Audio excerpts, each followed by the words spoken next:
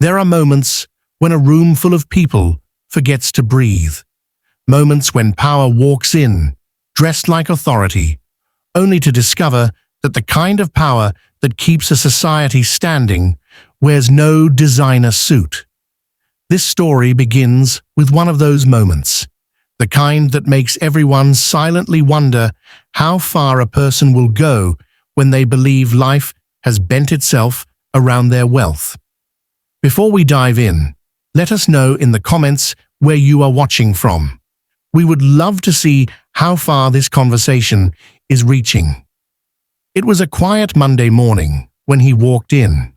The doors did not open dramatically, yet everyone felt the shift, the sudden change in air pressure that arrives with a man who has spent his entire adult life being treated as if his footsteps mattered more than everyone else's.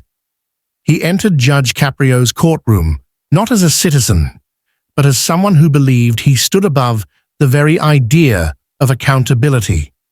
His name was Marcus Aldridge, a billionaire whose reputation preceded him.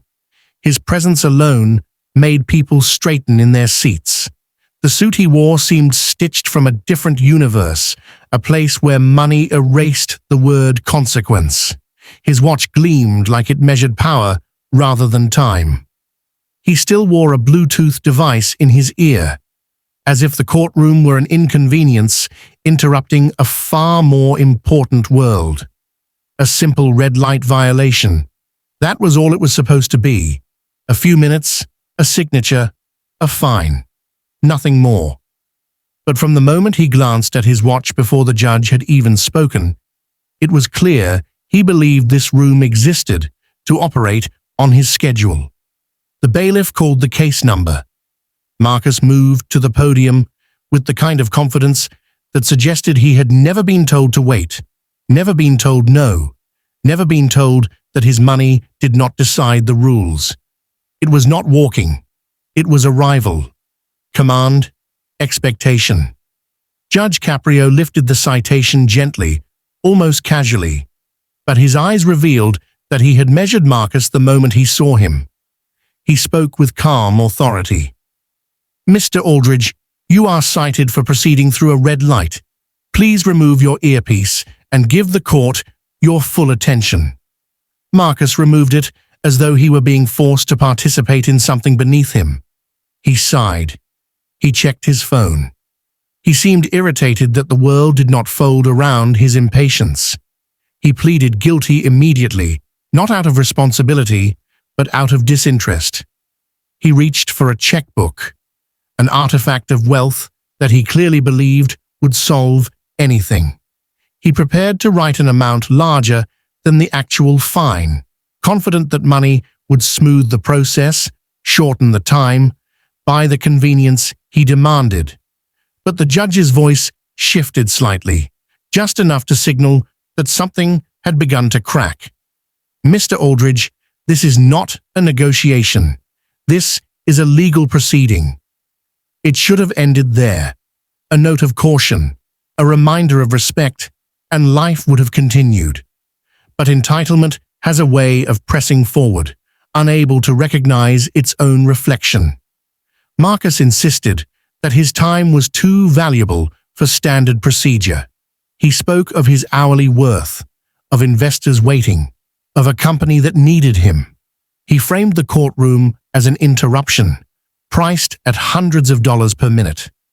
A few people shifted uncomfortably. Others watched with disbelief. Some looked at the judge, silently hoping he would remind this man that there are places where wealth has no voice. Judge Caprio kept his expression steady. "Your schedule does not control this courtroom." Marcus chuckled. Not loudly, but confidently.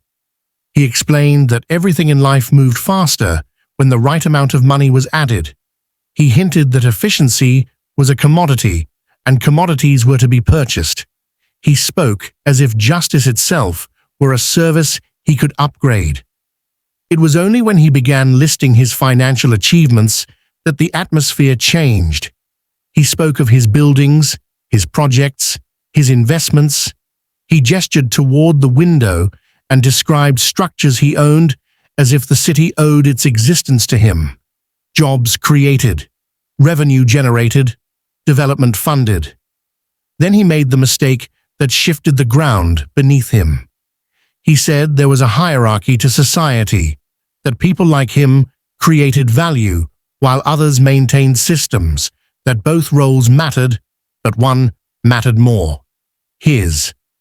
Silence rolled through the room like cold wind. The judge asked calmly, "Would you say that I work for you?" Marcus hesitated. He felt the trap, but was too invested in his worldview to reverse course. So he said the words that would define the rest of his day.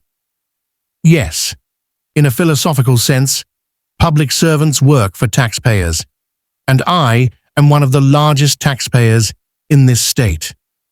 The judge listened quietly, absorbing each syllable like evidence. The courtroom held its breath. Then the moment arrived. The moment Marcus would replay in his mind for years. He said, "I own people like you." 5 seconds of absolute stillness followed. 5 seconds in which the weight of his arrogance settled like dust on every surface. When the judge finally spoke, his voice was soft, yet carried the impact of a hammer striking iron. "Mr. Aldridge, did you just tell me that you own me?" Marcus tried to retreat. He attempted to reframe, to soften, to pretend it was economic language rather than personal superiority. But the words lingered in the air, unchanged, undeniable, unerasable. The judge reminded him of what those words meant. They were not simply rude, they were contemptuous, they reduced public service to servitude. They suggested that wealth eclipsed humanity. Marcus apologized, but it was too late, too hollow, too calculated. An apology given only after the consequence became visible rarely carries the weight of sincerity. Judge Caprio opened his computer slowly, the keys clicking with the quiet finality of a gavel. The fine for running the red light remained $85, but the fine for contempt rose dramatically, shockingly, necessarily, $5,000 total. The courtroom reacted with a collective gasp. Marcus's face drained of color. He insisted it was excessive, unreasonable, unfair. He threatened to appeal. The judge welcomed it, confident that the footage would speak louder than any argument. Then came the second blow, the suspension of his driver's license for 15 days. The billionaire who arrived in a luxury vehicle would now travel the city like any other resident. He would wait, he would walk, he would rely on the same public systems he once dismissed as lower on the hierarchy of society. Marcus's voice trembled as he protested. The judge listened, but nothing changed. When entitlement interprets equality as offense, humility becomes the only corrective tool left. And then came the third blow: 50 hours of community service at a local kitchen serving the homeless. Marcus was stunned. He asked if the judge was truly assigning a billionaire to wash dishes. The judge replied that he was assigning a man in need of perspective to serve people he had clearly overlooked.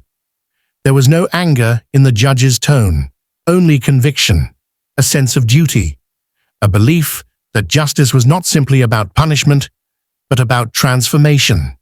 The orders were read, the deadlines were given, the consequences were final. The judge finished with a message Marcus would never forget. He reminded him that wealth could purchase comfort, convenience, status, and influence. But it could never purchase respect. It could never buy moral authority. It could never acquire the dignity that comes from character.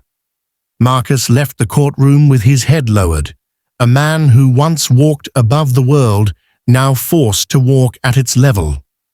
Outside, he reached for his phone, ready to summon his driver, only to remember the suspension.